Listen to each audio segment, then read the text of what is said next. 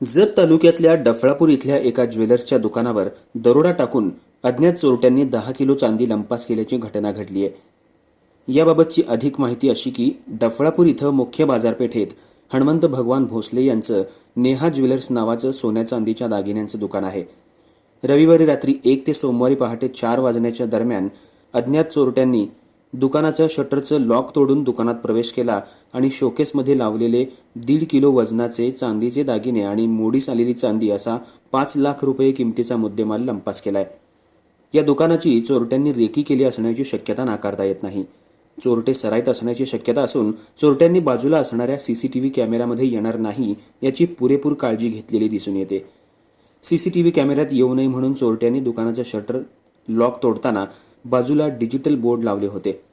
भोसले हे दुकानाच्या पाठीमागे राहिला असून सोमवारी पहाटे 3:30च्या सुमाराला कसला तरी आवाज आल्यानं भोसले बाहेर आले असता चोरटा पळून जात असताना दिसून आला, तर रस्त्यावर चांदीच्या दागिन्यांची काही पाकिटं पडलेली दिसून आली। लागलीच या घटनेची माहिती त्यांनी पोलिसांना दिली। जत पोलीस ठाण्याचे पोलीस निरीक्षक सूरज बिजली यांनी घटनास्थळी भेट देऊन घटनेची पाहणी केली आणि पथकं तयार करून चोरट्यांच्या शोधासाठी रवाना केली असल्याचं समजतं। अर्थराज्य न्यूज मराठीसाठी कवठे महांकाळ प्रतिनिधी जगन्नाथ सकट।